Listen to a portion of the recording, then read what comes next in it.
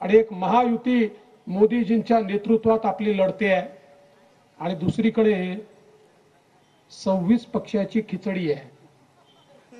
राहुल गांधी त्याचे नेते आहेत आणि काय अवस्था आहे बघा। मी नेहमी सांगतो मोदीजींच्या नेतृत्वात आमची विकासाची ट्रेन आहे, विकासाची। आणि विकासाची ट्रेन कशी आहे?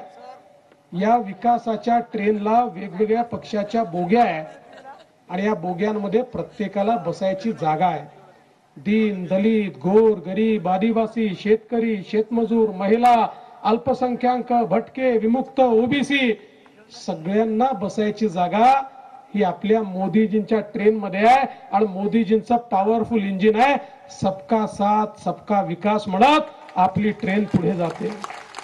दुसरीकडे काय अवस्था आहे? त्या ठिकाणी केवळ इंजिनच आहे।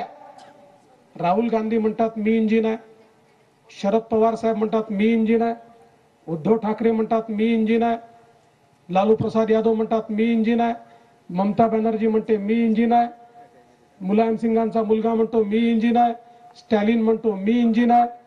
त्या ठिकाणी डब्बा एकही नाहीये, फक्त इंजिन आहे।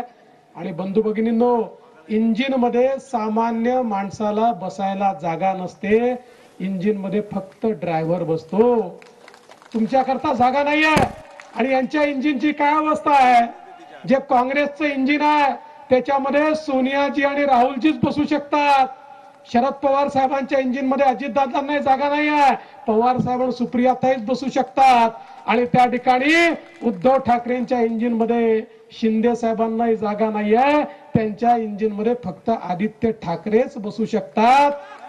बरं, यांचं इंजिनही कसं आहे? एक इंजिन उडतं दिल्लीकडे, तर दुसरा उडतो बारामतीकडे, तिसरा उडतो मुंबईकडे, तर चौथा उडतो दक्षिणेकडे। त्यामुळे यांचं इंजिन हालतही नाही, डुलतही नाही, चालतही नाही, बोलतही नाही, ठप्प पडलेलं इंजिन आहे। आणि म्हणून एकच पर्याय आहे आणि तो पर्याय म्हणजे विकास पुरुष माननीय नरेंद्र मोदीजी। अरे नरेंद्र मोदीजींच्या इंजिनला या ठिकाणी रामदास तळसांची बोगी लावली की अख्खा वर्धा लोकसभा मतदारसंघ त्यात बसवायचा आणि विकासाच्या दिशेने घेऊन जायचा।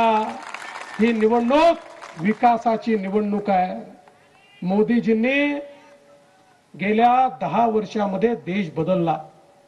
20 कोटी लोक जे कच्च्या घरांमध्ये राहायचे त्यांना पक्क घर मोदीजींनी दिलं। 55 कोटी लोक ज्यांच्या घरी शौचालय नव्हतं त्यांच्या घरी शौचालय दिलं। 50 कोटी लोक ज्यांच्या घरी आया बहिणी चुलीवर स्वयंपाक करायच्या त्यांच्या घरी गॅस दिला।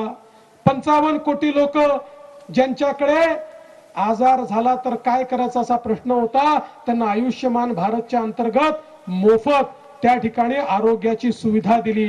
60 कोटी लोक ज्यांच्याकडे स्वातंत्र्याच्या 70 वर्षानंतर आया बहिणींना हंडा घेऊन विहिरीवर नाहीतर नदीवर जावं लागायचं, त्या 60 कोटी लोकांकडे नळाद्वारे शुद्ध पिण्याचं पाणी त्यांच्या घरापर्यंत पोहोचवण्याचं काम हे माननीय मोदीजींनी या ठिकाणी केलं। बंधू भगिनींनो, जवळपास 55 कोटी युवांना मुद्राचं लोन दिलं। 10 लाखापर्यंतचं लोन बिना तारण आणि बिना गॅरेंटरचं दिलं। एक काळ असा होता बँकेमध्ये गेलं आणि लोन द्या म्हटलं तर बँक म्हणायची तुमच्याकडे तारण द्यावला तुमचा बंगला तुमचं घर तुमची जमीन जुमला काही आहे का? आणि तो नसेल तर कोणी सरकारी बाबू तुमचा नातेवाईक आहे का त्याची गॅरंटी द्या तर तुम्हाला लोन मिळेल। मोदी साहेबांनी सांगितलं या तरुणाईची गॅरंटी मी घेतो आणि 55 कोटी लोकांना त्या ठिकाणी हे लोन मिळालं। आणि आता तर मोदीजींनी सांगितलं पुढचे 5 वर्ष आता 10 लाखाच्या ऐवजी 20 लाखाचं लोन हे बिना तारण आणि बिना गॅरंटीचं आमच्या